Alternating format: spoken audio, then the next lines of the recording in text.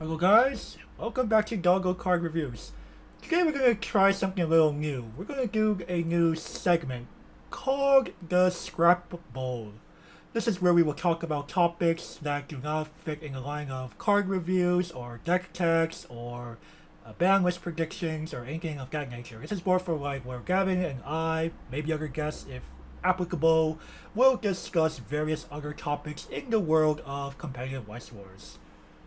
Alrighty, boys. So the first thing we'll do is top titles that we will never do card reviews for. And with that said, people might ask, why would you not review insert set or title here? Well, we have some reasons. Echo Chamber, what is the point if everyone agrees 100% of the time? You don't want to hear Gavin and I go, yeah, that's good, yeah, that's bad, yeah, that's meme. Like, every single card? Nah, right? Irrelevancy. We're here to talk about competitive, not your gimmicks or memes here, boys. Or the title or set is just simply boring. We don't want to talk about cards that don't, yes, they might be consistent and good, but really, some cards are just like, Okay, overtalked.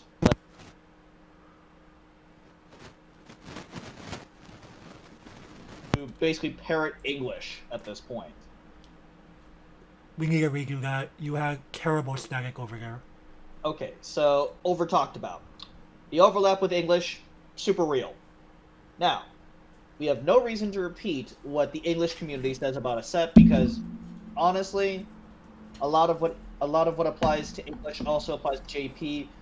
If we can carve out a niche, we will. But at the same time, why said what's already been said? Alright, elongated debates. You're here to hear us talk about cards, not to see us bash heads. Lack of experience slash expertise. We'll admit it. We don't know everything, and I doubt people want to listen to people that to two guys are like, "Oh, I don't fucking know, man. Do you?" Right. Emotional attachment. We shouldn't bring our feelings when we're discussing cards. Because they reference a certain scene in a certain anime or source material. I think we've already done that already, dude. Kinda. Uh, Kinda. inability to contribute meaningful information. Sometimes we just can't figure out what to say about a certain set. Like, Yeah, sometimes that happens when we don't know enough context. Alright, and antiquity. Do you really think you can make strides with a Kanong deck? hey man, we don't talk about ancient history. Settle the chat.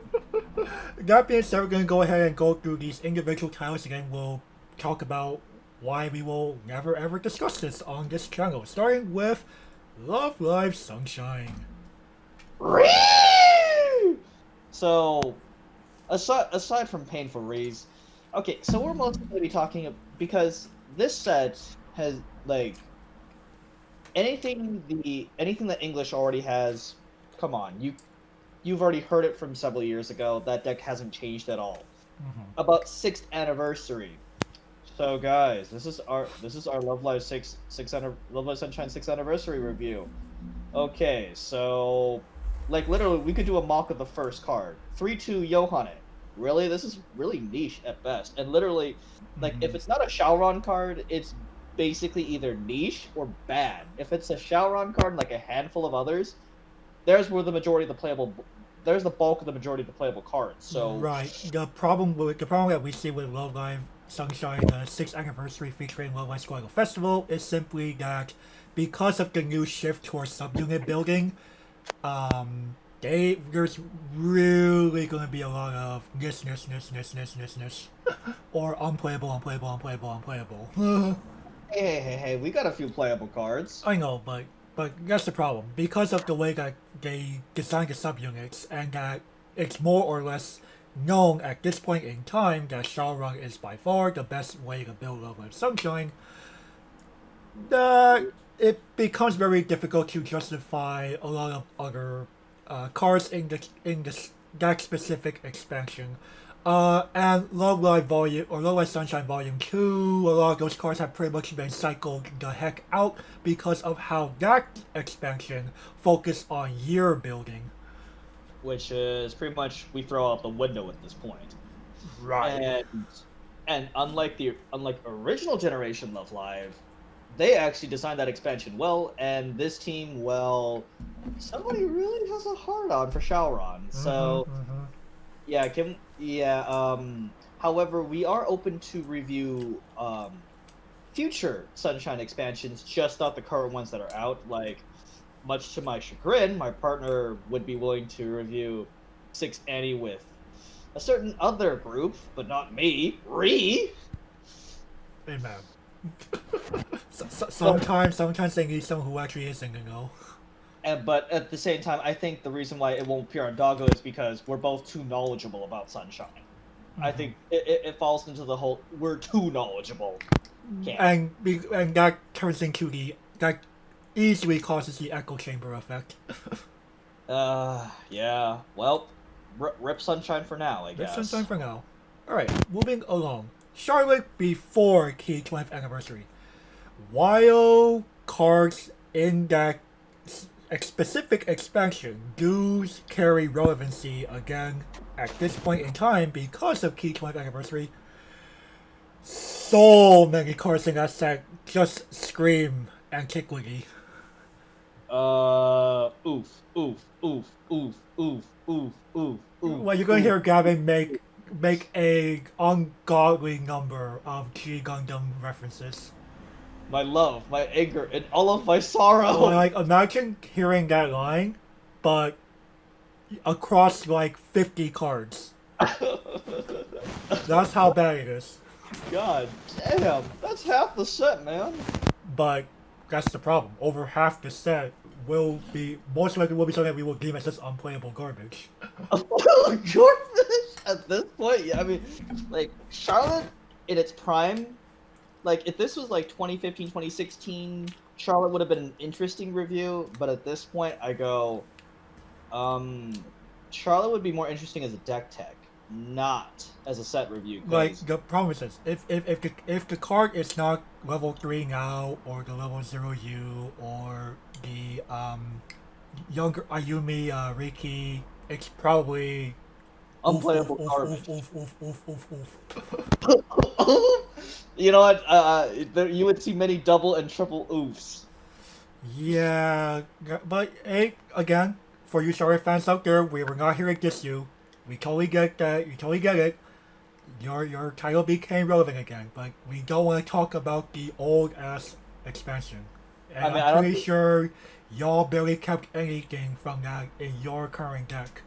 I mean, I highly doubt the Charlotte fans would just want to hear their set getting oofed. There's that too. Alright then. Moving along.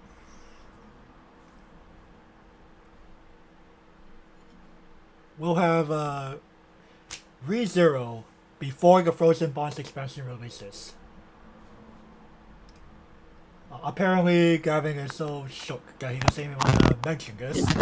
No, I'll do it. So, what is there to talk about? Like, at this point, like, sets 1 and 2, like, set 1 is really the only relevant part, because set 2 basically gave nothing except the clean cut, and...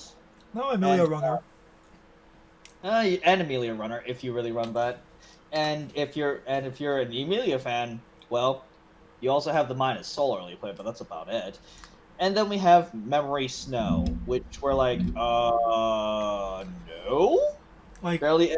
It is its own. It's effectively turning ReZero into 2 separate Neo Slanger titles because of how Memory Snow doesn't care about the original magic and weapon traits. Well, yeah, like, and then the original's already been talked about to death. Because not only was it already talked about in JP circles, but also in English circles. Now that the title now has pretty much, they have set 1, set 2, and Memory Snow is on the way. So literally, there's nothing for us to talk about. Right. Frozen Bonds we No. will definitely look into, of course. Frozen Bonds carves a niche for us. So, spoiler alert, yeah, we'll probably be looking into Frozen Bonds. Yeah. So, but everything else, nah. Alright then. Bang Dream. Oh, fun. Well, let's start with the obvious elephant in the room. This is pretty much 95% released in English at this point in time.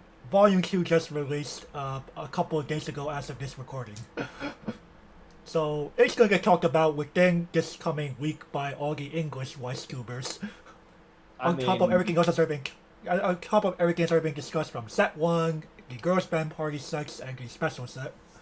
Like, literally, we thought about it. We honestly did think about Bang Dream, but I was just like, it also runs into the problem of it runs into the same problem as Love Live Sunshine does. Like, Bushiroad has decided to lock everything to band specific, and lo and behold, there's one band that reigns supreme. I think the same team that designed Bang Dream Volume 2 was on Love Live Sunshine 6th anniversary, because literally it kind of like there's a lack of universal cards. Like, due to the lack of universal cards, it's just become, well,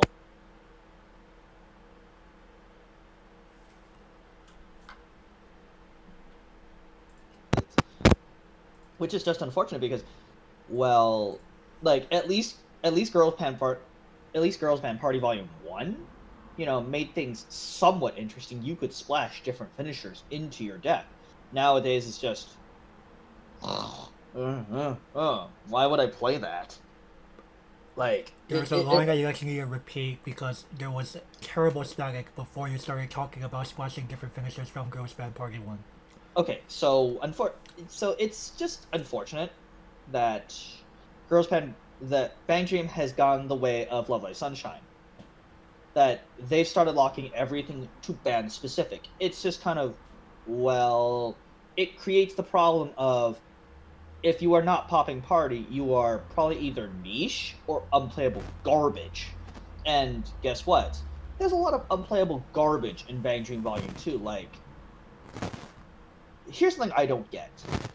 Why is Layer a universal card and yet pretty much nothing else is? Right, like, at least with, as Gavin was alluding to earlier, at least in Girls Band Party 1, and even maybe to a slight extent, Girls Band Party 2, every band had at least, like, a handful of universally splashable cards. Racist Wailing has really the Layer. It's really sad that, this band debuted in the set, but outside of Layer, everything else is, like, locked in that band. And, of course, that not only promotes lazy deck, that promotes lazy deck building and lazy set design. I get it, but that's something I don't get. Like, why not let players build their decks? Like, yes, we get it. Bushiroad's kind of been making it too easy to build decks as of, like, 2015, debatably, but at the same time, players were still making ratio adjustments, tech choices, etc. But with these, like, especially, like, this is something that really plays music titles specifically, where they like to force people into either waifu decks, faction decks, or something along those lines. Simple Gear. Simple Gear. Yeah, Simple Gear is played like that because of all the names specifically. Bang Dream. Love Live Sunshine. Actually, both Love Lives. Both Love Lives. Like, why? I mean, like, actually, the only one that I can think of that isn't locked like this is Idolmaster. Yeah. Like, Idolmaster is the only relatively universal music set left. And, well, as of this recording, they just announced Idolmaster Million Live the anime.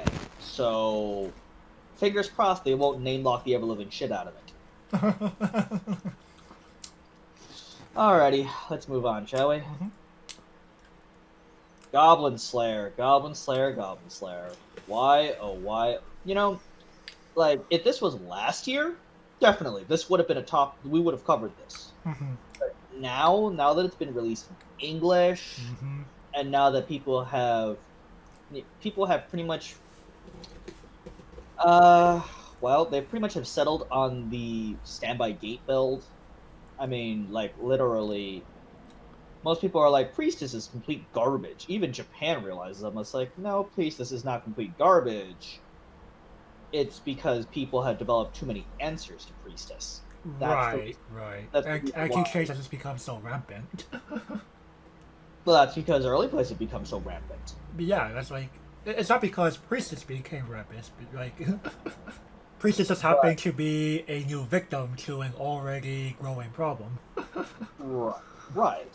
So and of course, everyone just ignores the yellow. Just ignores yellow entirely. Mm-hmm. I don't know why, but people just ignore it. I think Right. people are allergic to the color yellow. That's kind of funny. That low key feels like should be its own Scrabble episode. What? Why people are allergic to yellow? The yellow allergies.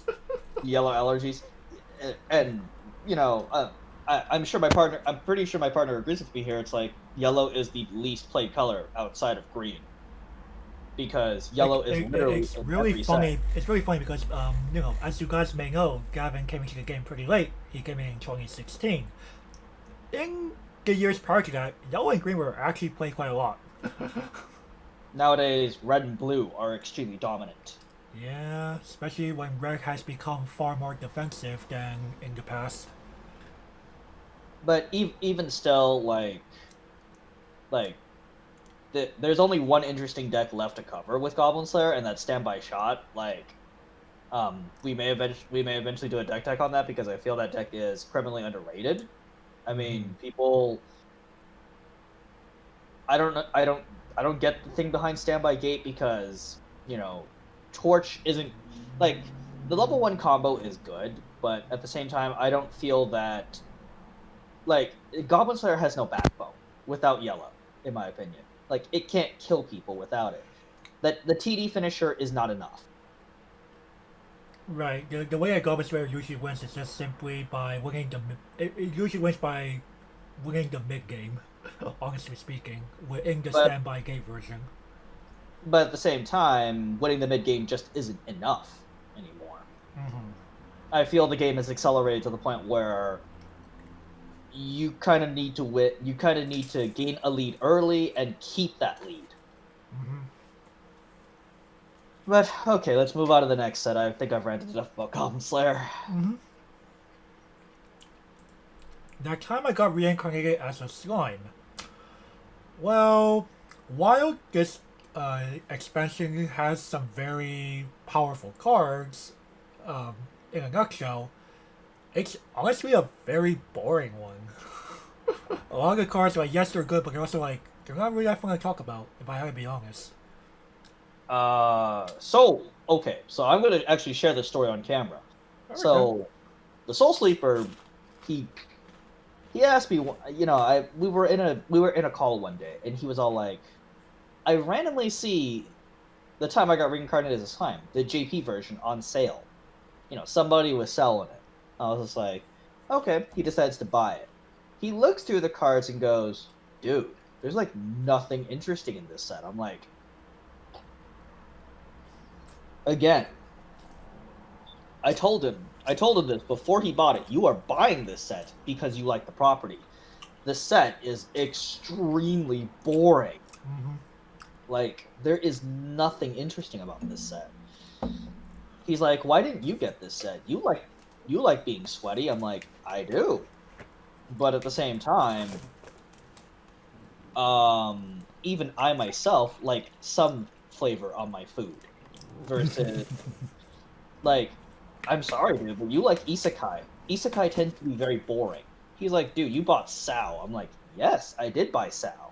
But even Sao is more interesting than this. Like, Yeah, I'm very glad that Heathcliff is a card. It's not only flavorful, but it's also wow. Very powerful. Very powerful. Like, spoiler alert, that card will screw me in a scrim that will be that you guys will have the pleasure of me getting curb stomped eventually.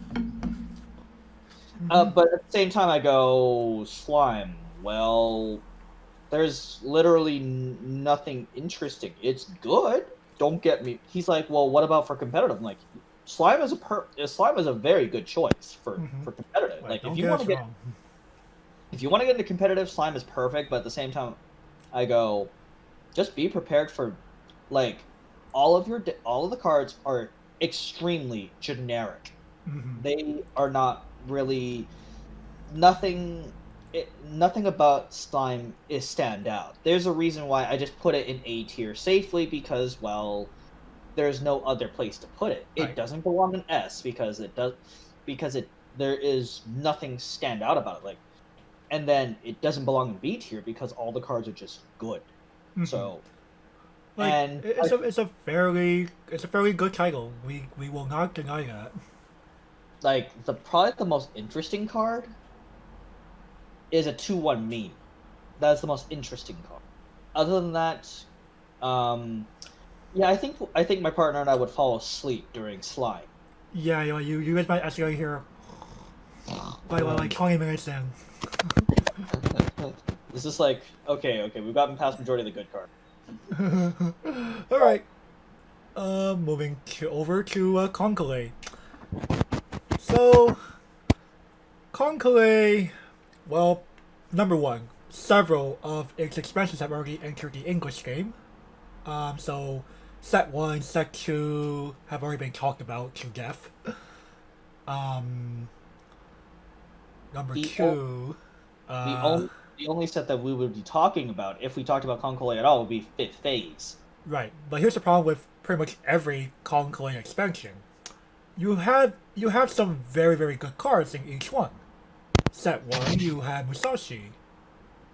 Set two, you had Akatsuki and Amagi. No, Amagi was European, dude. Oh, really? Oh, shit. My bad. European, you have Pronzoigen and Amagi. Fifth Fleet, Zara Glade brings Brainstorm, Tashkent, Early Play, Zuiho combo.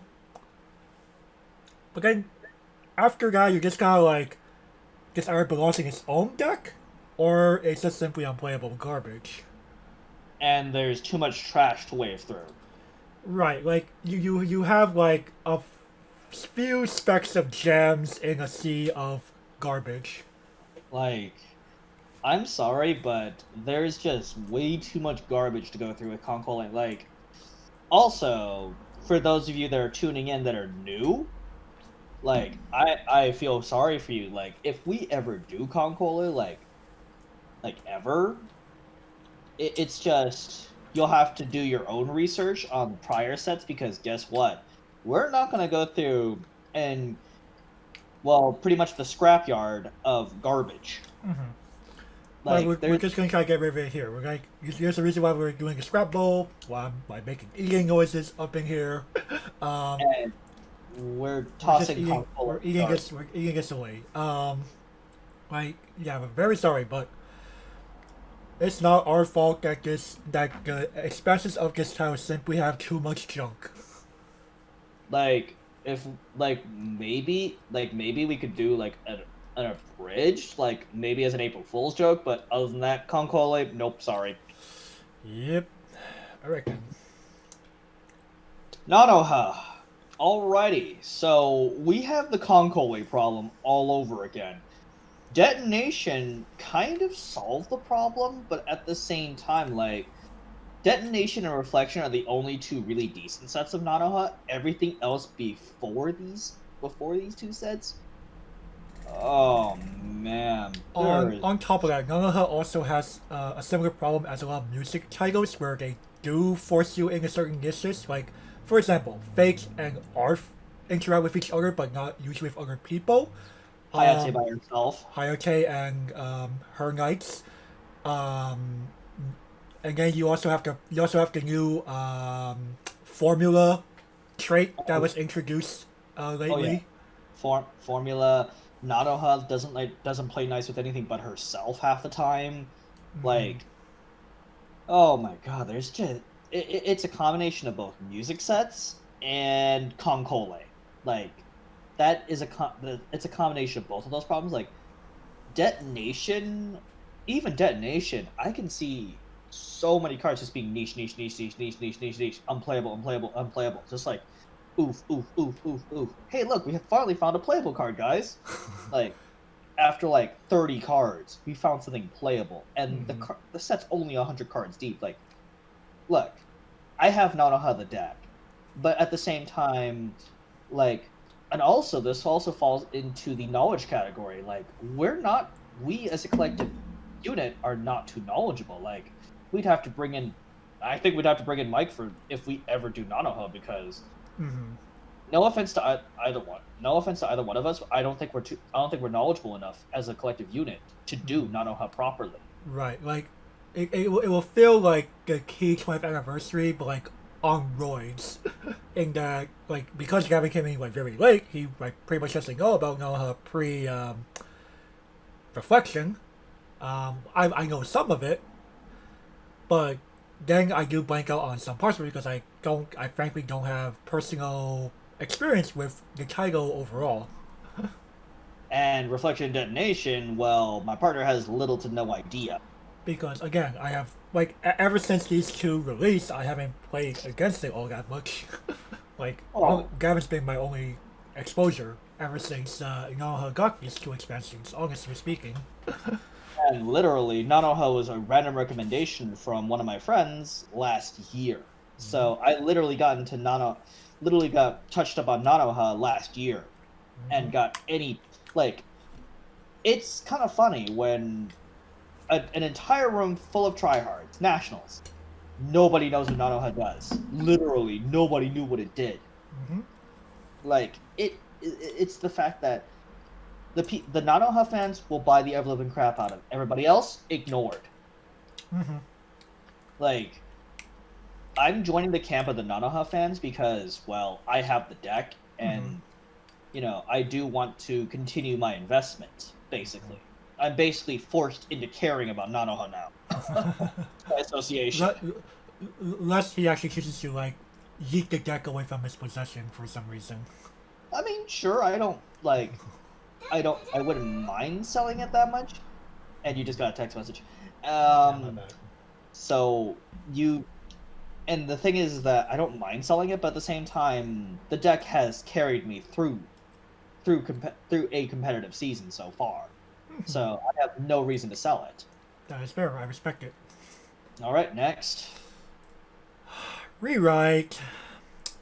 So this has several glaring issues. One, a good chunk of its card pool is pretty ancient at this point.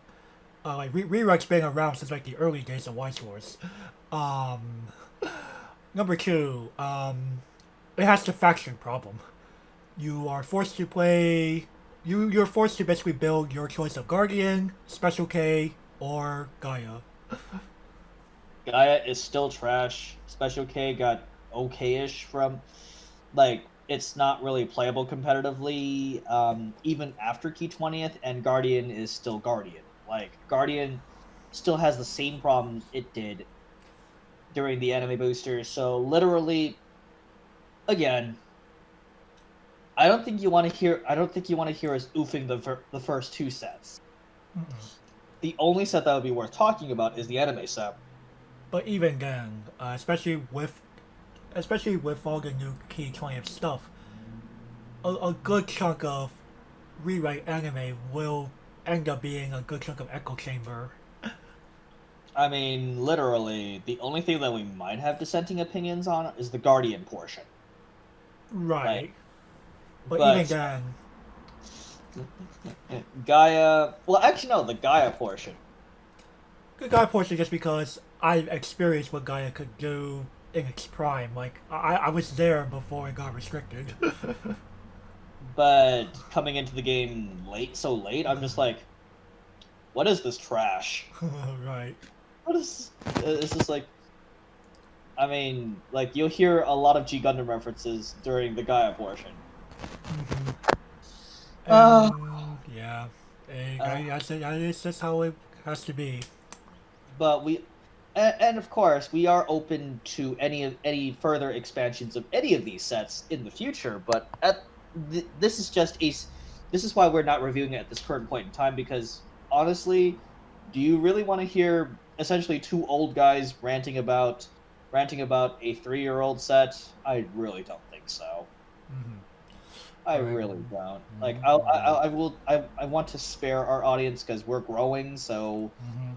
like, oh, I don't think you need us to tell you that that Lucia 3-2 is a good card or 2-1 Lucia is a good card at this point because literally, if you have any interest in buying Rewrite, you'd have already known that. Mm-hmm. And I think the JP Weiss tuber community that's English speaking has already gone through a good chunk of this. A certain sector. I mean, I think you could just watch. I think you can just actually watch their video on the Rewrite Anime Booster review. Like, sure it's several years old at this point, but literally the deck itself hasn't Yeah. changed. The metagame has changed, but Yeah, or was just talking more about it in general, like, there's a bunch of deck techs, games featuring the title, etc., etc. I mean, if you want our current thoughts on Rewrite, just watch the ban list video. Mm-hmm. All right. All right, next, Milky Homes. Oh God, there's a sea of garbage to whip through, and it's even bigger than boats. Whoa. That's actually And, saying a lot, because bulks tends to be like a much bigger. Bulks tends to have a bigger card pool in each expansion. but at the same time, like outside of the meta deck, like Milky Homes has just way too much. And the thing is that Milky Homes wouldn't even make a good deck tech at this point because there is simply put too much like the deck's already been solved to high hell. Like you can argue there's like a few variants that you could try, but like other than changing like maybe a climax or two and a combo, like the deck is 95% the same no matter which combo you pick for your second combo Mm-hmm. because like pretty much everybody has agreed that if you're not that you're on the LE level 1 game plan. If you're playing detectives, that is. Like detectives is the only deck worth talking about. Mm-hmm. Like nobody wants to hear about Phantom Thieves. Like come on. That's a meme and everyone knows that. RG4. Polls no. Like, guessing our problem with Milky Holmes is also pushing factions. Like, you could tell it's pushing factions when it had two extra boosters that were meant to support two non-detective decks. Like and like I don't know about you, but I don't even know where we would begin with Milky Homes if we were to review it. Right, like, the funny part is, there are cards from set 1 that are still being played in the current deck, but set 1 is so antiquated that a lot of it will be oof, oof, oof, oof, oof, oof, oof, oof, oof. Can we just fast forward to the good cards, please? You mean like maybe like the one or two good cards? So literally, it would just be 99% oof. I think like one of those cards I'm mentioning from quote unquote set 1 is actually a promo. Which. Actually, two of them are promos. Christmas Ellie and Witch Cheryl are both promo cards. So literally, we can literally skip set 1 entirely. Actually, don't they play Junyo? Don't they play Junyo? It depends. Not all decks do. Or the stock swap from set 1? It honestly depends. Oh god, so Like literally, these are tech cards they're mentioning. I mean, set 1 is just like Milky Homes is so antiquated, like we don't even know where to begin. Like we don't even know where to begin. It's pretty much like if you're a Milky Homes fan, you already have the meta deck in all likelihood. Or you're playing it because you stand Mimorang or something. Why not just buy Umi Waifu at that point? Bro. What? Why not just? I mean, Umi Waifu is probably a better deck, dude. Hey man, some people just wanna have that SSP Mimorang card. Again, dude. And SSPs don't even exist in Milky Homes. So literally, they'd just be better off buying an Umi card. No, they do. In the second stage, this was the second stage or something. I forget what it was called, but in that extra booster, the 4 members of Milky Homes have SSPs where it's the Seiyu in their outfits. Oh, okay. Dang. Yeah. They're named with the Seiyu name, but they have the Seiyu text. You can only run up to 4 copies of this card and the corresponding level 3 with the regular character name. Ooh. But at the same time, why not just buy Umi Waifu? It's probably cheaper and better. Somehow. Anyway, But before we get too detracted. at the same time, Milky Homes, by special request, we could do it.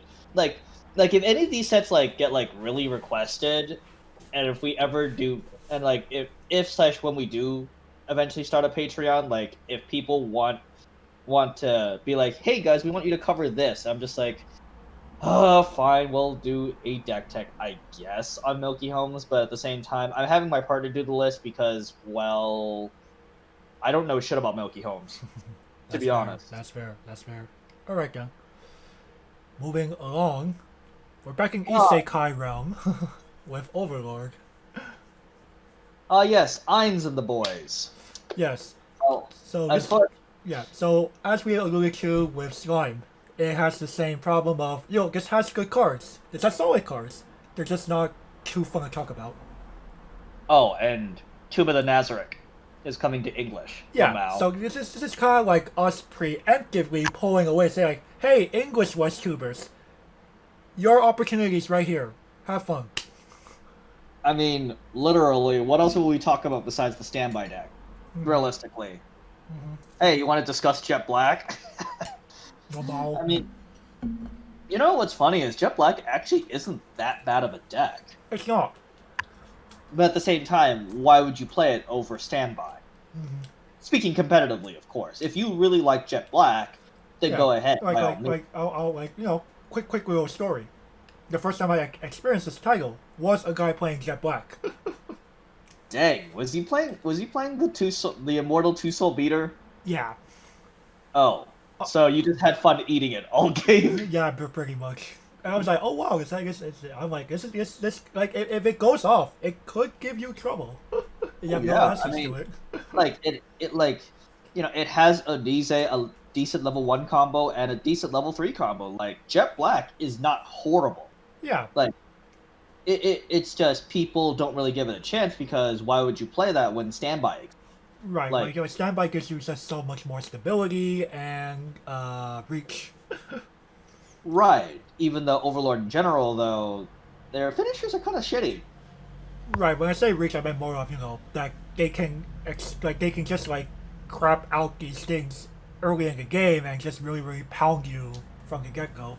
Oh yeah, 2/2 Cockadus. He's a 10/5 that pretty much punishes you for crashing. Yeah.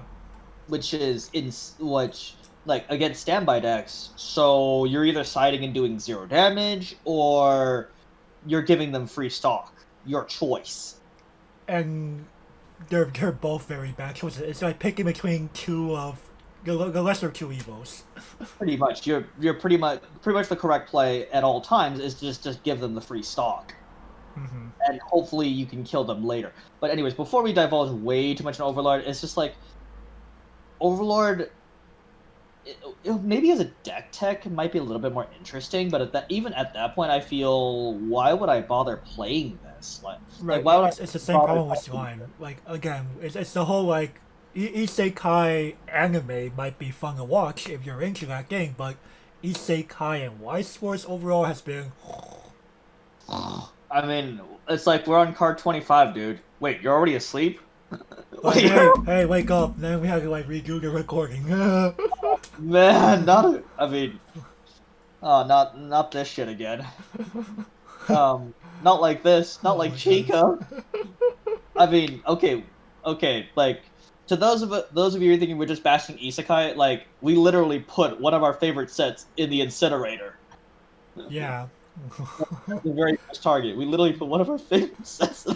I mean, it's just like that pains me to put it in the incinerator. But sometimes we have to kill our darlings to make good content for y'all.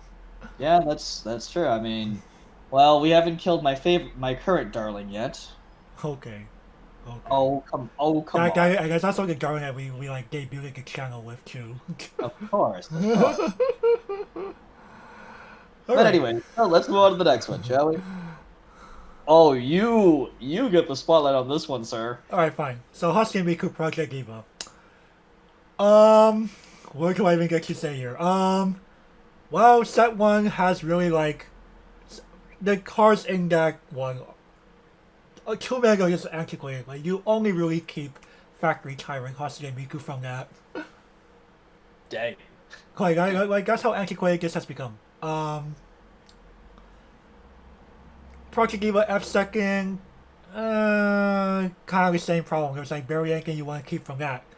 The deck at this point is like 90% X cards. And even in X, you go, okay, we have some very good stuff. We have some good stuff, and we have some very. Why is this even in? Why is this even printing? This is the year. We're already in modern times. Amen. You people have digged through time. Right, but at the same time, in the same set as Dig Through Time, we also have like some like, holy crap, this is antiquated. At the same time, you also have a lot of like. So I looked over Project X with the Soul Sleeper, and I go, half this set is hot garbage. Mm-hmm. Half the set is hot garbage. Then we have Dig Through Time. Mm-hmm. Like, how is this printed in the same set? Right. Like, and on top of that, so for those who do not know, Project Eva prides itself on being a title that tries to promote this idea of multiple characters comboing off the same climax prior to other titles doing it. But Yep. a lot of these multi-character combos are either very niche, like Kagamine's the deck, or are just plain meme, like Uro Stranger. I was about to say, what about my Sentai, man? Hey, some people still believe. Or my bad, Uro Stranger, I forgot how to pronounce it, but yeah, the Sentai. Some people still believe in soundless voice, man. Some people still believe in. Hey, you know, I respect it. If you can't answer someone's voice, you just kind of die. But soundless voice is easily answered nowadays. Right. Hello, anti-change. Right, like you know, we will not guess the fact that Project Eva X did give Soundless Voice a card that it actually needed to function much better. But at the same time, no, well, okay, Jinsu's one card, but also the yellow event. Oh, okay, yeah. Because the thing that deck does to is losing its legs from deck. Oof. But you know, if they stock them, or if they go in the waiting room, they go in your damage. Oof. They're in your hand. Even worse. Oof. But at the same time, like, Diva would just mostly be, so we have a bunch of niche, here's some garbage, and we have like 5 good cards. Anything else?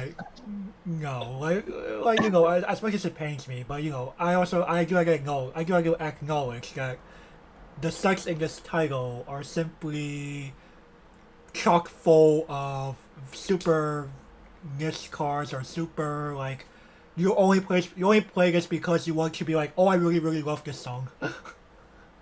And that's fine, but don't bring it to competitive. Right. That's kind of a problem with like honestly like at least 75% of the card pool in this title.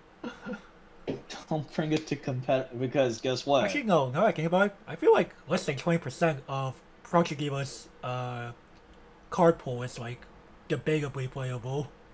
So Maybe it even would 10%.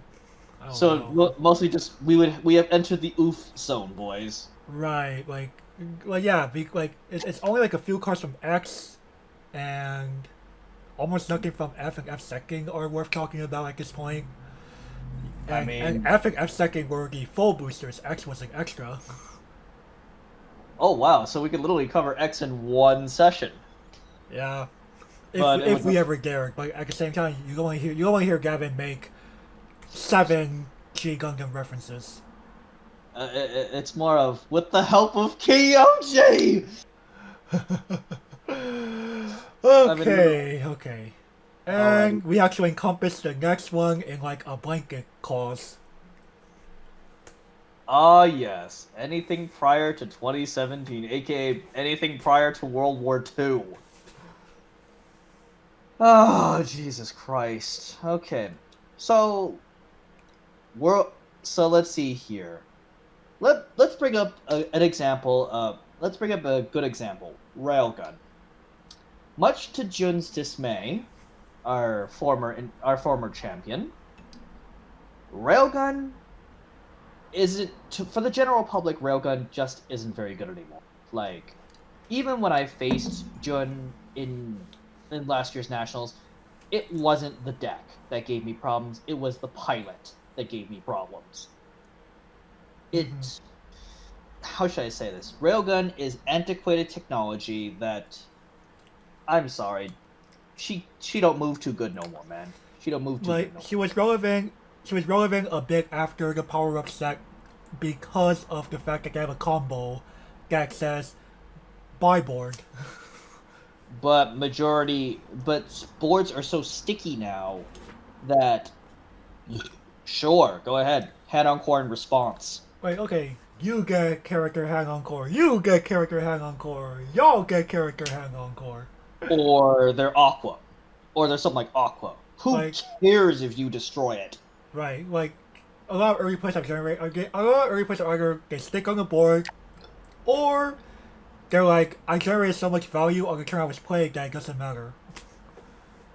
Like, for example, here, I'm gonna use a good example. Shoko from Albuta. Like, do you honestly care if 3-2 Shoko gets blown up? Nah. No. Like, and then some might argue, well, if they blow up both the back row and the front row. Number one, if you know your opponent is Railgun, which you should know by that stage of the game, ooh, you're not playing the Digger in all likelihood. You're not really playing the Digger, and so they destroy most likely a Brainstorm. Who cares at that point? Like, in worst case, you just save one in hand and never get rid of it. Right. If you really crutch on that Brainstorm, and they most likely destroyed a 2-1, like Railgun discarded a card for basically nothing because in response, if you have book in hand, oh look who's a shiny target that 3-2 early play they just played. And in worst case, they Dragon Strike it in response. Okay, sure. By then you don't care if they Dragon Strike in response. Right. Like, go ahead. Because the thing is that Railgun's hand is like Railgun's level 1 combo does not generate any form of card advantage. Like, it generates the field, which in a world of standby, have fun with that. Right. It seemed unique at the time, but times have changed. Like, Railgun was perfectly fine before standby started becoming proliferate. Ah, yes, I don't master Cinderella Girls, my first wife. And what could I say about her at this point? She was, basically the queen of the skies. Until she wasn't. And of course, we can go all the way back to titles like Disgaea, where, cool, it was cool to heal spam and get a refresh off that burns your opponent at the same time. But that technology is ancient. I mean, There's a you're reason not. why it came off the list. But I think Cinderella Girls is more of an example of Bushiroad just being scared of like it's one of those things like even if you brought her back, she doesn't stand a chance against modern day decks. Modern day decks will absolutely smash her. The problem with pre 2017 decks, like hell, even 2017, I would argue at this point is antiquated. But I decided to go pre, you know, decide that was the cutting off point. But like if we do this again, like say next year, then yeah, we're including 2017 decks at the point because they're just too old. Like Right. And even with stuff from Party 2017, some of them were like, this was decent, but they also felt too fair even at their prime. When some people would argue like, yes, Girlfriend Beta was good at its prime, but it was also like fair, like a little too fair sometimes. To Love Rue is a victim of power creep. Like Yami is not scary. I'm sorry, but Yami isn't scary anymore. Hmm. Like I don't know about you, but do you feel that Yami's scary anymore? Not as much as in its prime, no. Like the threat of Yami plus money counter is just kind of okay, sure.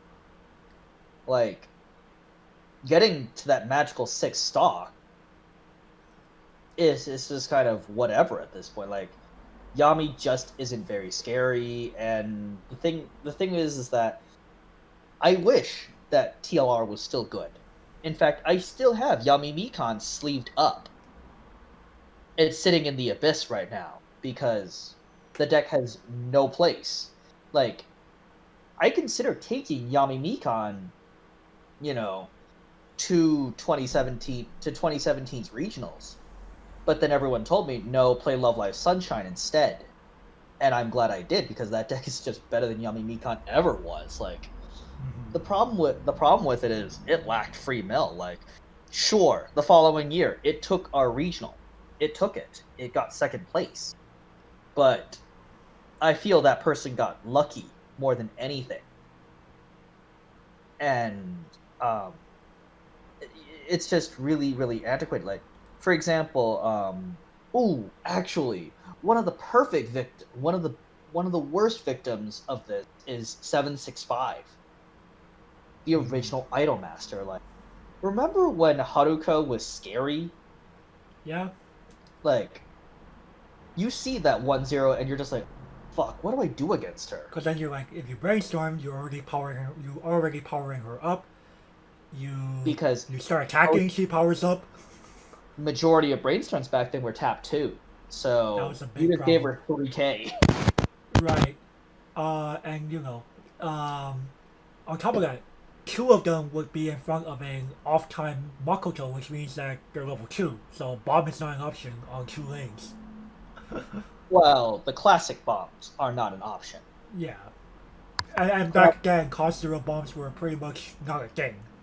Not a thing. So, like, Bushy Road has really, really given us so many tools on eliminating Haruka that she just isn't viable anymore. Like, if you try playing her now, I would call you insane. Like, On top of that, even with the new stuff that 765 got in the Million Live expansion, they're still having a lot of trouble because the problem with Idolmaster is it has the music title problem of they were really trying to focus on you playing like your best girls in the same deck or something, or like the same unit or something. well, To, Million Life. to an extent for original Idolmaster. Yeah, Virtual Idol Master wasn't as bad, but like, it's one of But, the. It's but, not. but the It's Million not. Live cards were pushing you to do that. It's not as prolific. It's not as prolific as say Love Live Sunshine Oh or yeah, no, of Simple. course not, of course not. Not even close. Like not even close. But the problem is that like how scary is the Namiko Pro combo, the Haruka combo at top end? Like, do Uh, you rate that as scary anymore? not in particular. Not in particular. Like, it's just it gives your team on attack burn 1. Who cares? Like, oh, what if they do double of it? Even then, it's still not that bad. It's Because Chino and chances Poke. are you're probably already ahead by the time you could do that. Right, you're already either massively ahead or you're a deck like Charlotte, who laughs at you. Like Right. the last time I played that deck in public, it was against Kimono Friends, like a few months after it came out, and I got massacred. And that's another thing. Kimono Friends and Cowboy specifically really took a crap on stuff before 2017. Because you know why? A lot of things before this year were focused on burn one. Burn one. Specifically. Cancel burn. Burn one. Or burn one X times. Like I want 765 to be good. I still have that deck. It's in the abyss currently because it's not playable. Like Like I'll be honest, I don't know about you guys, but I think Carbon kind of shifted the game. inherently she did. Like holy crap. Like I'm surprised people weren't playing weren't playing Charlotte before that. Like like in 2017 I felt Charlotte would have actually, like, in retrospect, Charlotte would have been extremely good. Like That, if Charlotte were more prolific, then we wouldn't have our mid-eye ticket package banned.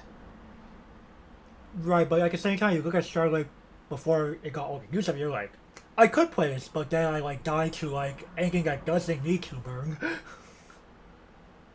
But everything burns. Everything that's grandmother now burns. Like literally everything burns. Like, are you kidding me? Right, but you get what I'm saying, alright? Like, yes, you could play Charlotte and win against the burn decks, but then you play against a non-burn deck and you're like, oh. Well, Six, now still cut three stands. six there awkwardly. Well, now basically kills any restanders. Like restands, no, now it just says no. But that's the thing. The problem with Charlotte, before I got the new stuff, is simply that what the heck is stability? Oh yeah, true. What's What a level 1 combo? What's a level one combo? Your brainstorm is like a weird way to plus. It's a two-step plus. If your Right, opponent allows it. right. I forgot. You need a reversal. And even then, like, what the hell? But like, oh boy. Oh, actually, another victim to this. Puyo Puyo. Remember when Puyo was good? Mm. So Ah, Puyo went through two different phases that were both decent. It played a combo um, that was actually used in both level 1 and level 3. yep. And that was pretty neat. Um, like the level 1 combo, it was like a plus 2 soul. And you just go, okay, if you cancel this damage, I get cards, and you don't, you take the 3. And then you end the game with effectively Yami on a plus 2 soul. You know what I feel like? I feel like every deck plays a goddamn +2 soul now because of so many triggers in their decks. Every Yeah. deck plays a goddamn +2 soul. Right. But before we get too divulged in that, Puyo Puyo entered the second phase. So, after someone from UUK found success with the Shikigami deck from Kyokai no Rinne, people in Puyo Oh, Puyo go, oh shit, we have something similar in the Red Puyos. oh yeah, I remember the Red Puyo phase. Like, you know what's funny is somebody actually tried to sell me Red Puyo, and I was like, why? Because you're a collector. You're the rare hunter of our. I'm like, yeah, but I don't buy into fad. I don't buy into fads. Like, So I have. for those who don't know, the reason why Red Puyo and Shikigami gain popularity is, they have brainstorms that say when you hit any of the when you basically play a bunch of cards that say you can play unlimited copies of, and when you hit those off of a certain brainstorm, it's an automatic salvage or automatic Right. search. So you're always able to crap out board, and you're like, oh, you have kick board? I don't give a fuck, crash. It's pretty much Chain Green, if you ever played that. Right. And Chain Green, all that deck does is just shit out level 0 bombs. Okay? Literally, a weak level 1 combo can live for eons. Literal eons. Right, like at least with Red Puyo, you could make it like 55 or even 75. Actually, like game 55, yeah, 55 They're should be the 55. max. Yeah. They're 55. So they have the same power toughness as vanilla, a 1-0 vanilla, which isn't bad actually. Yeah. And the thing is that Puyo was kind of a victim of power creep. Like, Bushiroad obviously wanted to shift it towards their newer decks, so they just obviously decided, you know what, fuck it, we're just gonna make these cards more powerful over time. And literally, the game has gotten so quick to the point where older decks cannot compete outside of really good luck. Right. Another problem with like army decks like Puyo and Shikigami was simply that, unlike a traditional brainstorm, their brainstorm says if you hit any of those names, you get the one salvage or search. Not if you hit multiple, you get that many searches or salvages. So you're guaranteed really the one character per turn. Hey, it's the same theory as the Resonate. Right. Theory. And here's the reason why, like, we don't really recommend that Resonator. You'll have already seen that in our Konosuba deck check video. Mm-hmm. Because a +1 just isn't good enough anymore. It really isn't. Like, it was fine when the meta was slower. But now that the meta has shifted to Unga Bunga, yeah, good luck with that. Mm-hmm. Like, and let's go back to like another thing. When level 1 walls were good, like Phantom when it got its power up in 2013, cool, that was neat. You have a 5-digit big ass guy that gets clean markers, but what does that really do now? Does nothing answer the question? Like, you have standby. Like, standby replaces that.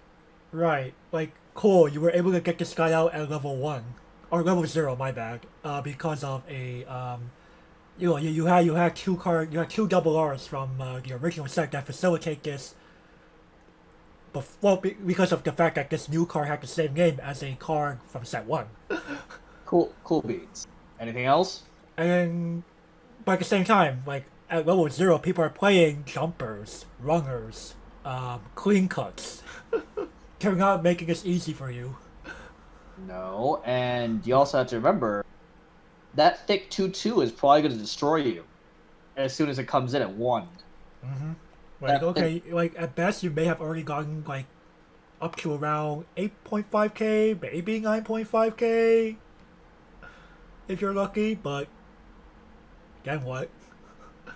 Cool. Like your Phantom, you don't like. Yes, you have a free event counter, but it clocks you. That's fine.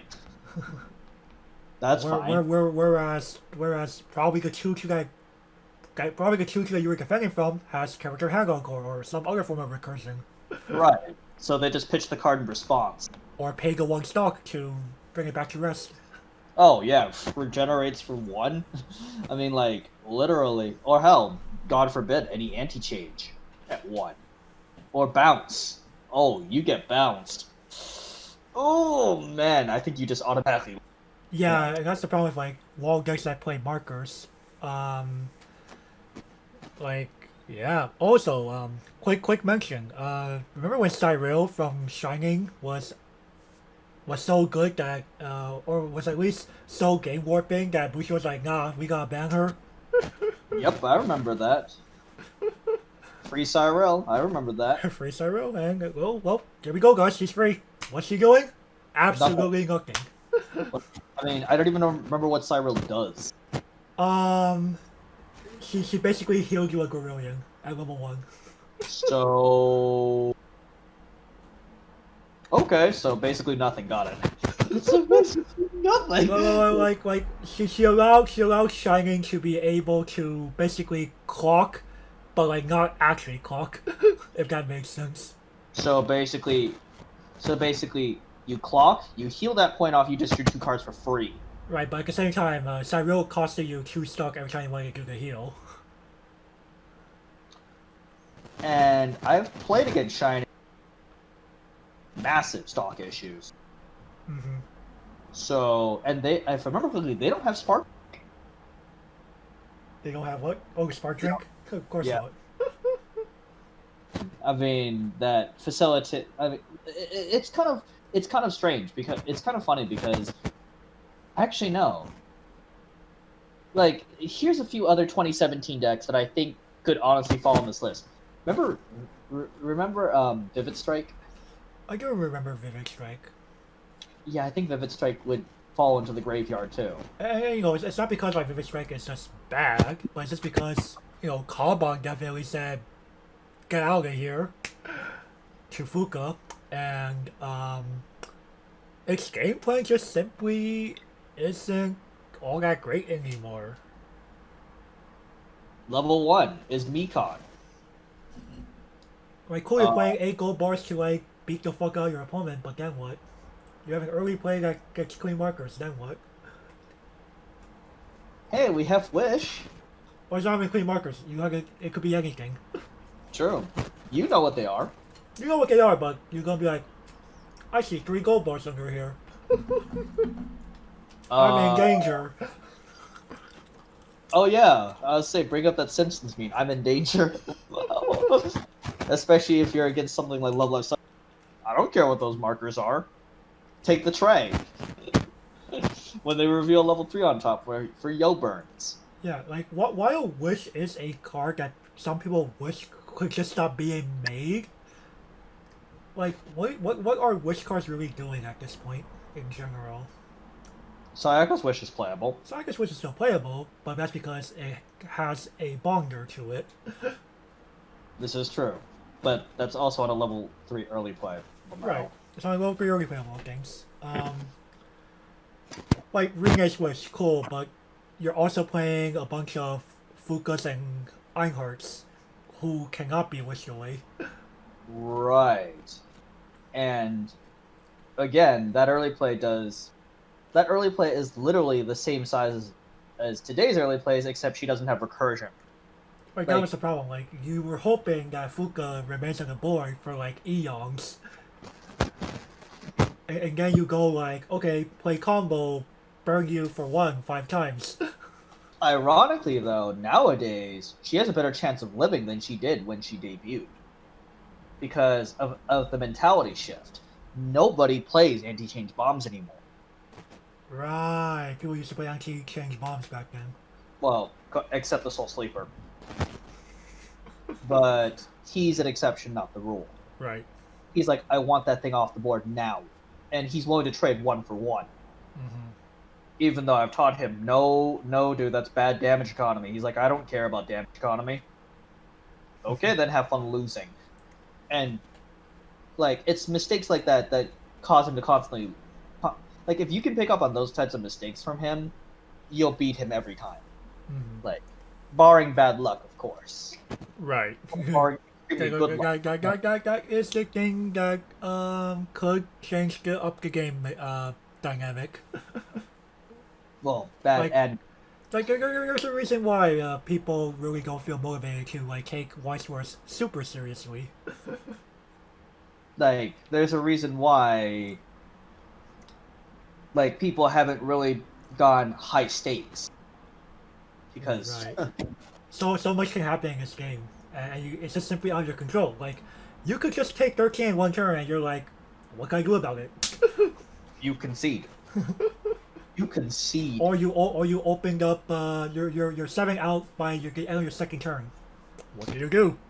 You can still win. You can still win, but it'll be hard. A lot harder. I mean, literally. It's possible, but your chances are kind of stacked against you. You get what I'm saying here, though, right? Yeah, like, but sometimes you just open up again once and you're like, oh, this happened. I guess I'm kind of in danger. I made out turn 1. I'm kind of fucked now, aren't I? Like, sometimes stuff happens. But, Stuff you know, even with that, more modern titles can take care of that issue better than older titles. Like Vivid Strike. Where's our Azusa? Right. Where's our Azusa? Like they have clean cuts. They have rekis. That's about it. Like they have clean cuts, rekis. I I don't even remember what else Vivid Strike really has. Like I think they might have Azusa. I think it might be blue only. So have fun with that. Like TLR has an Azusa, but it's animals only. Like also I've noticed that decks prior to 2017 have good like essential basic tools like Azusa, rekis, stuff like that. But they're lacking in literally everything else. They have good level 0 lineups. But other than that, they're just like, why would I play? Or they have the opposite problem. They might have like very good level 3s or something, but they have terrible early game. A lot of these older titles, they have like good stuff somewhere, but like not good stuff everywhere, like modern titles do. So Konosuba is a terrible example because it has good stuff everywhere. It's weak. It's crack. Its crack is level 1 though. The crack in the armor set 1. But even that crack is like not a horrible crack. It's a little bit of damage. That's it. Like it's not like this big gap. It's not like this big opening like in older titles. SAO has basically no cracks anywhere. Right. Here's the sad part about a lot of like prior to 2017 titles, especially if we're going like even like the earlier have like prior to say 2015. What's level 2? Uh, A lot of titles just simply like I'm gonna branch my level 1 into level 2, and then at level 3 I'll finally play level 3. that's just not viable anymore. That's really just not viable anymore. Like if you're gonna do that, Like that was old style Weiss Schwarz for you. Oh, on top of that, if we're talking like super old titles, a lot of titles back then were forced to play 8 salvage triggers just because they're like, what's plusing otherwise? did they not have a viable brainstorm? Sometimes they just didn't have a good brainstorm. Holy crap. I mean, okay. So that old style you just mentioned, I'm actually familiar with that style of bridging level 1 into 3 because bridging 1 into 2 because well, TLR is an amazing example of that because what the fuck does TLR have at 2? Right. At least Yami Mikon wise. Like animals, yes, you have the early play, but really you didn't play that card. And Alien was probably like the one that did have early plays that mattered. But you did play that early play, but just not Yami Mikon. Like Yami Mikon pretty much had nothing at 2. Like I'm trying to picture how that deck would play in 2020. You wouldn't. Like how should I say this? 2015, 2016 decks. I know this is going to sound controversial, but they have roughly the same power as trial decks now. They have roughly the same power as a trial deck. Like they might have a better finisher than a trial deck, but man, good luck.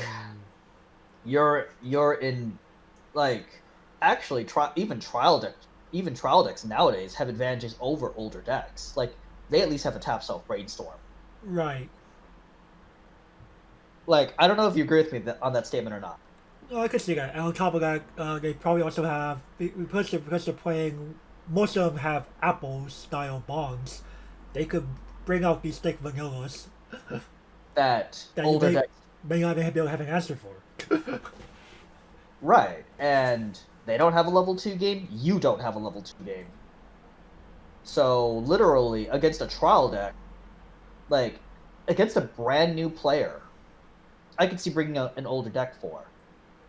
Because honestly, that's pretty fair. Like now, obviously, bringing a deck out like for example, when before the pandemic, we had 3 new players approach us, and I was like, okay, I just happened to have Triad Primus on, and I was like, okay, what's a fair matchup? I thought to myself, what's fair? Because I didn't want to trash these newbies the same way that I got 3 years ago at that point. Because I'm a seasoned vet. Like, people regard me as a seasoned vet.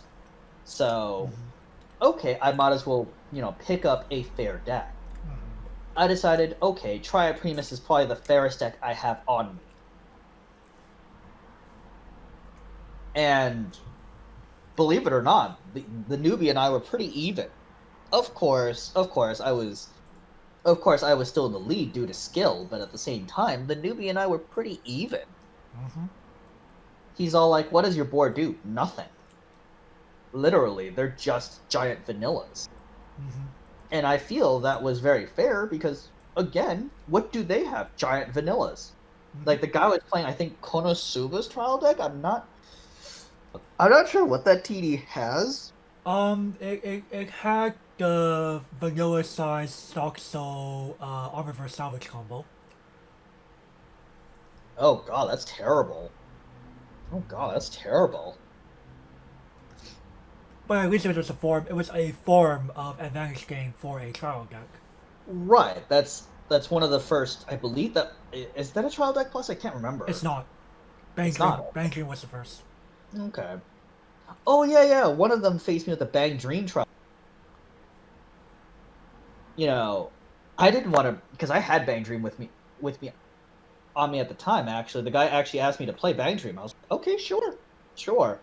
Of course, I fucking smashed him. With Happy Christmas Costume into Mocha. I fate sealed his ass to death. Like, sure, I swung for 3, but the courtesy card didn't even matter because it was all damage. I dread facing them with Shoko now, where they don't even get the courtesy card; they just take the tray. In all likelihood, so, and the guy felt that playing an older deck was actually extremely fair. I was like, oh well, I mean, I asked him, do you feel my deck is unfair? They're like, no, your deck's not unfair at all. I'm like, and that's pretty much proof that even a brand new player can realize older decks just don't cut it anymore. Like, they were trying to build meta decks. They come from Yugi, so they came from Yu-Gi-Oh. So all right, like, I guess another thing. I'll bring up another title that really warped the game. Conclave. Once that released, a lot of things got crept out of relevancy. Oh, you were an 8-door style deck because that was your only way to get advantage? Bye. Oh, you healed a ton? Bye. It was so oppressive. They had to separate the anti-fun tool. Right, and even then, they're still kind of crept out of the meta. Those older titles. Because, well, that's not because of Concole. It's because of power creep. Right, but Conclave was like the beginning of the end for them. Oh, Concole, man, your ship is sunk. Oh, actually, a title that we forgot to mention on the I forgot to mention this, but Grisaia. We're not talking about that. We're not talking about that set because I think Grisaia was, like, if you look at Grisaia's cards, I think it was designed like 4 years ago and released in 2020. I'm like, why does Grisaia feel like absolute garbage compared to every other set that's been released this year? Like, holy shit! It's funny because I see some people arguing like it's actually pretty good. How so? I haven't like heard like specific arguments, but they're saying like, oh yeah, I feel very comfortable playing this, and I feel it could really hold a candle to everything else now, or something like that. So they're not bringing up any specific example. I mean, like, if I try to push them for it, I could probably get it, but it's not a discussion I really want to have.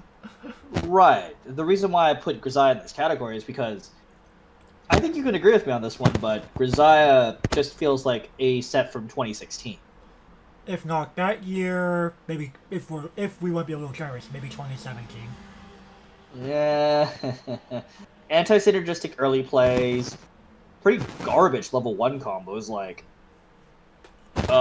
its best level 1 combo is probably Sachi. But even then, like, Sachi's cooking isn't all that great. Like, the combo's not even all that great. It's a nerfed Goblin Slayer.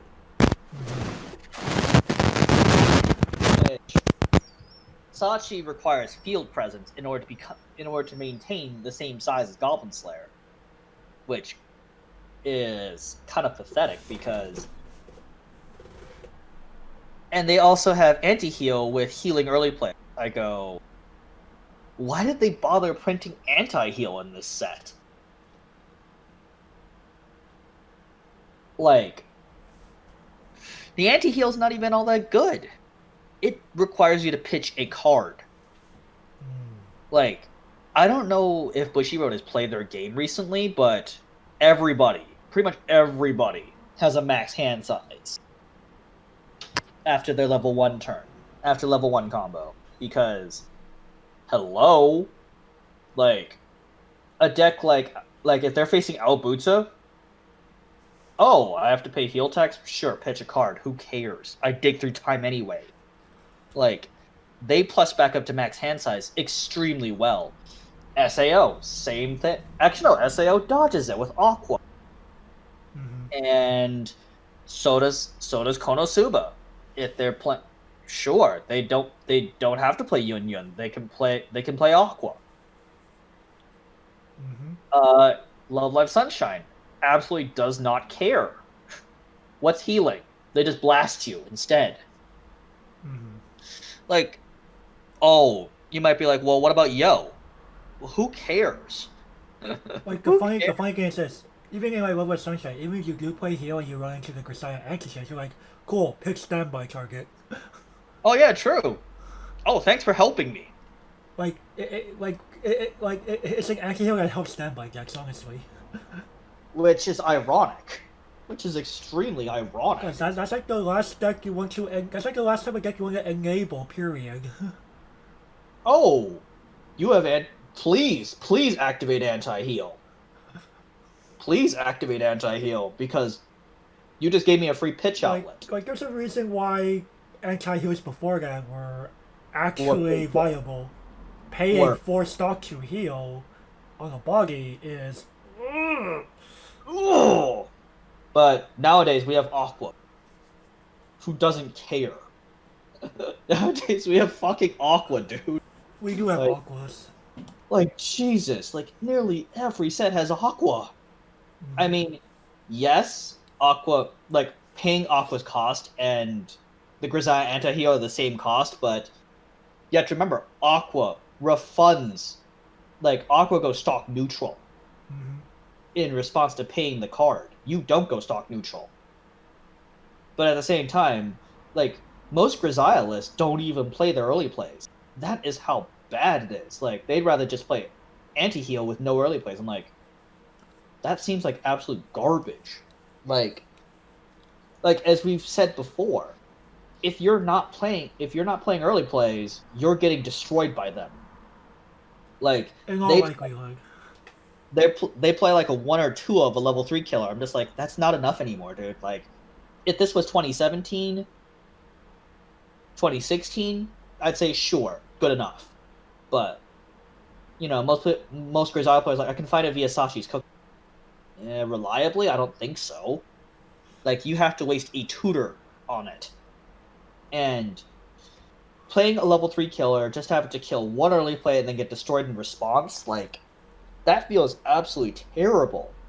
The only reason I'm okay with Futaba doing that is because she is also dig through time on a combo.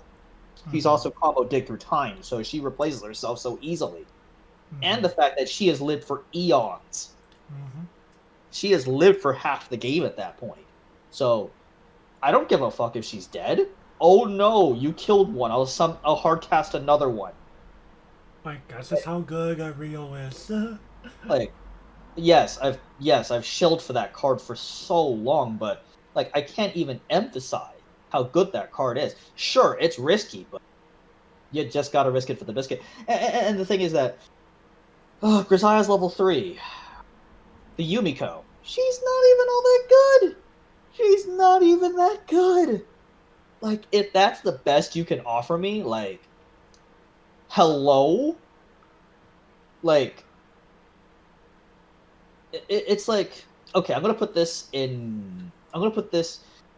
make a Call of Duty reference here for those of you who don't, like, I'm gonna use an older Call of Duty that most people probably recognize, so I'm gonna make a Modern Warfare 2 reference. Yumiko is like telling me I have a Predator missile when I have enemy AC-130s in the air, enemy chopper gunners. Like, why would I use a Pred missile over even Harriers? Like, most decks have early plays that are better than Yumiko, and I pretty much grade them as the same level as Harriers. And that while I have bigger kill streaks lying in the wings, like, Jesus Christ, Love Life Sunshine has firepower waiting for me at 2.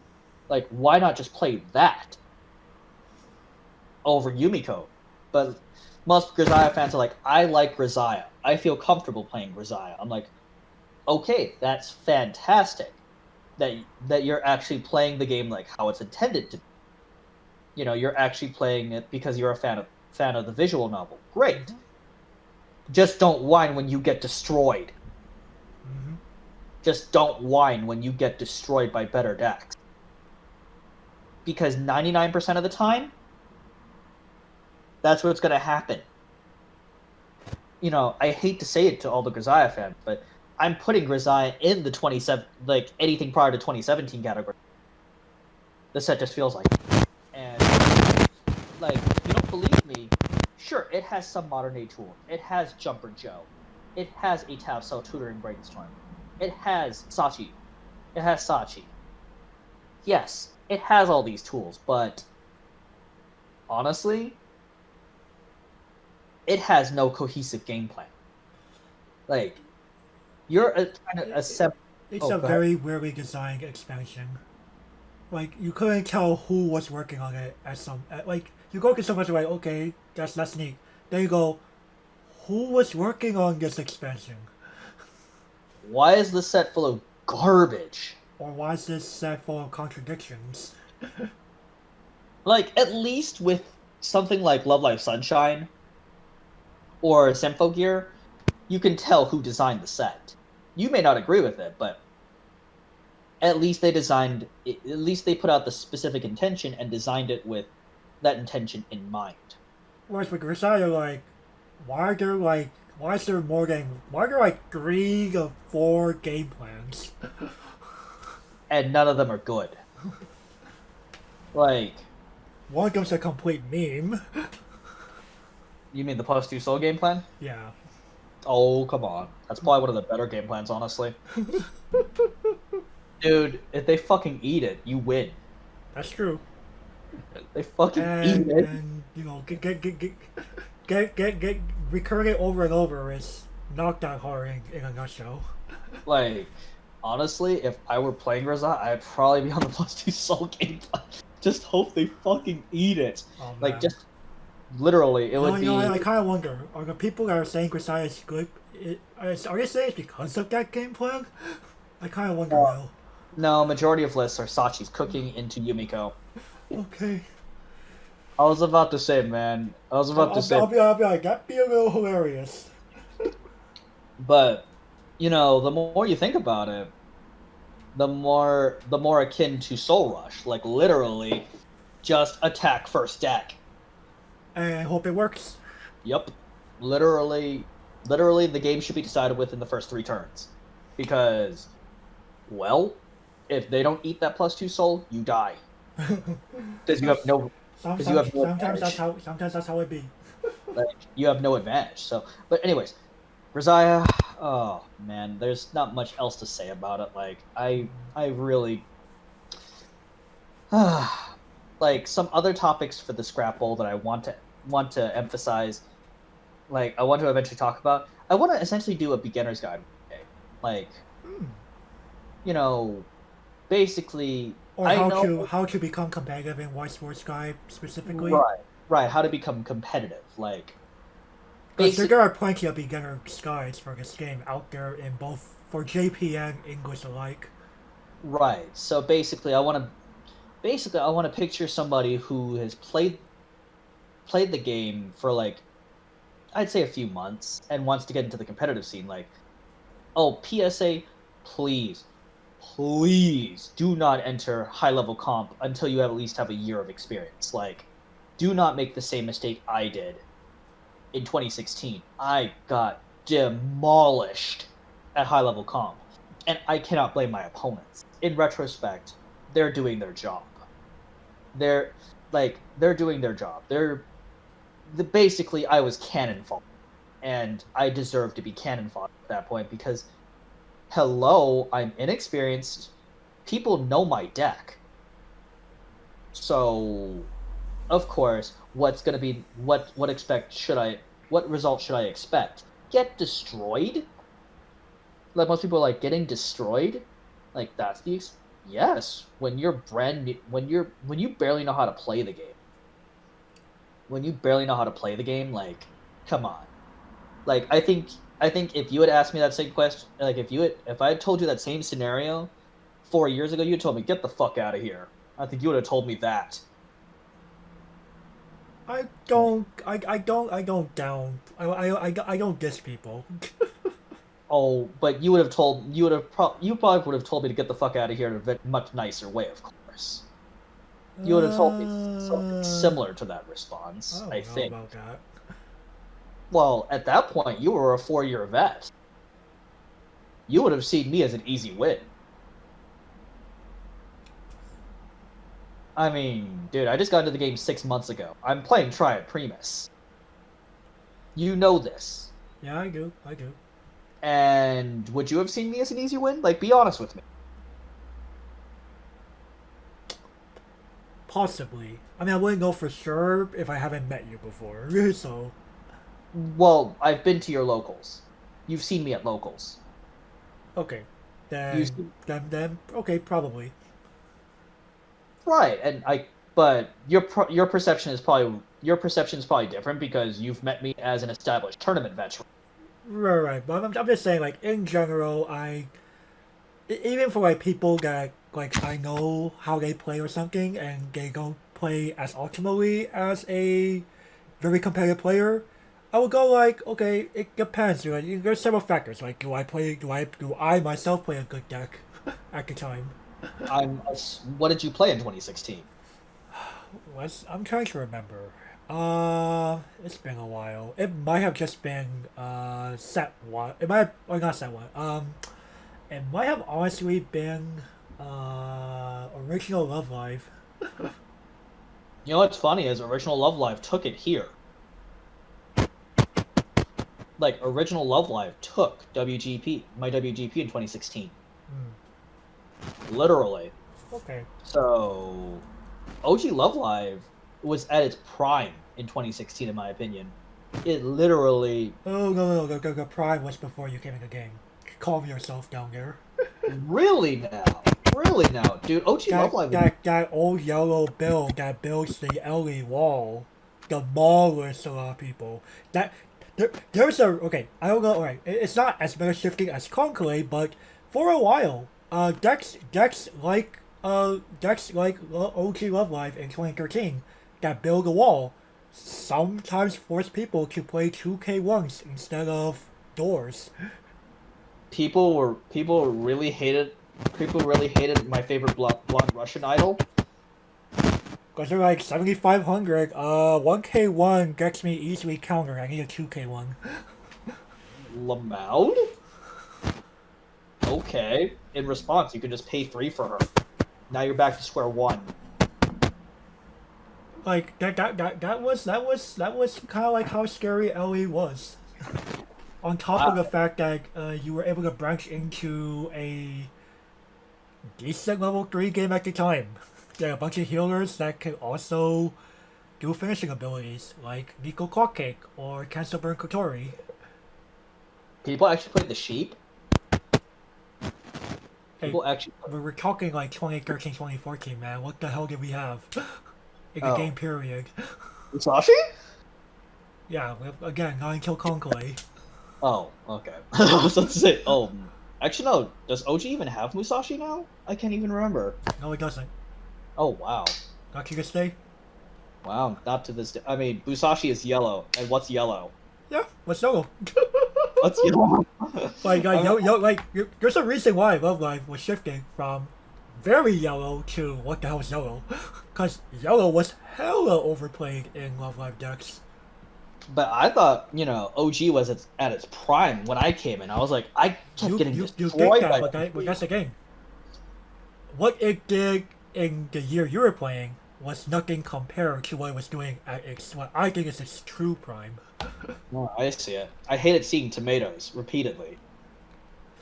Like, yes, that combo digs through the deck and gets you cards, but Ellie just dominated board. And nowadays, Ellie is nothing. Right. Like, we're talking like very, very different eras here. True. Like, by the time Love Live got that, other titles had similar things. Like, There's a reason why we call them Ellie clones. Being on Me is better than Bokachi,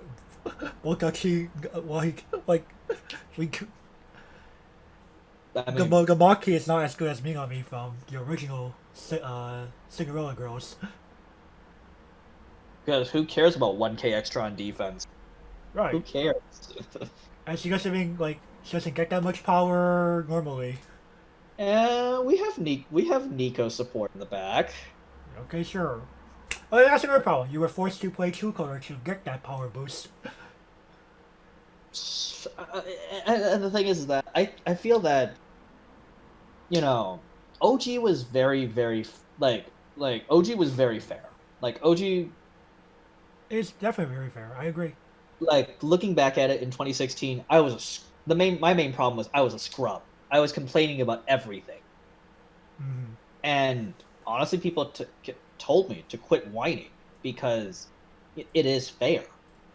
And looking back at it, compared to nowadays, 2016 was extremely fair. Like 26, honestly, looking back at my 2016 list, I go, why am I playing this trash? Mm-hmm. I'm a much better player now. I'm a much better player now. Mm-hmm. And that's the game. People have the potential to learn. I mean, people are jealous because I managed to raise the sleeper. No. Here's the game I've noticed in. I don't know about your community, but here's the game I've noticed in my experience with newer Weiss players. A lot of them come into the game and they play. They're like, "Oh wow, this game has a lot of variance. I could die outright, or I could just kill my opponent outright by just slapping down climaxes or something." There is a lot of variance in this game. They're correct. Right, They're but then they equivalent that to, oh, this game takes no skill. That's where they're wrong.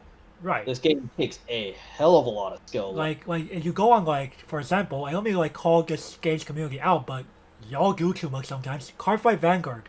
Some of y'all play Weiss Schwarz, and y'all think, wow, Vanguard takes hella more skill in this game.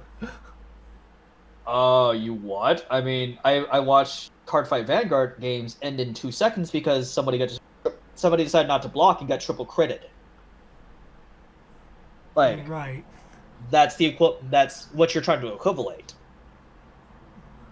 Sure, that rarely, if ever, happens, but again, that can happen. Mm-hmm. That's why if you're at 2, you gotta fear that triple crit. Mm-hmm. And on top of that, with Weiss Schwarz versus Vanguard takes far fewer turns to end the game. Oh yeah, you can get to first stride on third or fourth, turn 3 or 4. Okay. Now, to be fair, premium format has become a lot more skillful because of all these new cards, and combining how to deny your opponent from doing that and stuff like that matter. Of course. But in standard format, where it's a bit more simplified, you're like, If I just unga bunga and get a bunch of triggers, I just kind of win the game because you couldn't trigger. Well, at the same time, remember, majority of my Vanguard experience is premium format. No, it was G format, right? Oh, it's G format. Oh, Yes. G format maybe like early premium when like the first V set or the first two V sets were released. It was around the time Gear Chronicle and Link. That should have been late G era. Yeah, late G era, where you could die on turn. It was basically Magic the Gathering modern speed. Turn And, 4 and premium is still kind of like that. And premium is going to get a bit worse, but you know that's neither here nor there. What point I'm getting is, I feel like players from other card games, they come into Weiss Schwarz and they're like, "Wow, what is with this game? I could just cancel damage. My opponent could cancel damage. I could just do a bunch of damage. I could take a bunch of damage. Where's the skill in this game?" Actually, both of us could probably preface this one. Magic players entering this game. Oh dear God. Well, actually, Magic players have a much easier into this game because guess what? This game actually has resources. It's called stock. Your hand. Stock in hand. Right, but you don't gain resources in the same way in other card games. Like Magic players who are more used to playing Control will just be like, I have to actually field cards to advance my win card. I cannot just sit back for several turns and yeah, I can just simply pass turn. Like Control players from Yu-Gi-Oh or Magic Gathering just go like, I can't just simply sit on one big guy and swing with him once a turn and be fine. And I cannot just play my mana for turn and pass. Right. No, you can't. But mid-range players feel very comfortable. Mid-range, tempo, aggro would feel fine here. The zoo players. Yeah, like, but you know, if you're freaking combo or if you're freaking combo or control, like, you mean I can't just build up to a big ass turn where I storm out? No. Or you mean I can't just sit on I can't just sit on Winter Orb and let my opponent suffer? Or Jace the Mind Sculptor. Right. I cannot face shield my opponent from turn 4 onwards. Well, actually, you can. If you play Albuta, yeah, you can face shield your opponent. From turn 4 onwards. Oh, wait, no. Shoko's a finisher. Yeah, Shoko turn 4. You're playing Shoko on turn 4. I think you're fucked. Yes. Oh yeah, she's pretty much lunch meat. She won't save you. Sure, your opponent will take it. Who cares? Like that's the thing. Because of how many turns Weiss Schwarz plays right, because of how you have to build up momentum incrementally in the game, there's honestly like I really hate to say it, but if you like playing combo or control in other card games, this game might just simply not be for you. Nope. Or you can adapt the zoom mentality. Yeah. Well, anyway, before we divulge too far, I think we're gonna go ahead and end our first episode of Scrap Bowl before we go too far off topic. All right, stay tuned. Stay tuned next week, guys. We have Data Live found. All right, and with that, we'll see you all later. And if you like this video, be sure to give a like, comment, and subscribe. Ring a notification bell because it helps the YouTube algorithm out. And with that, we will see you all next time. Bye bye.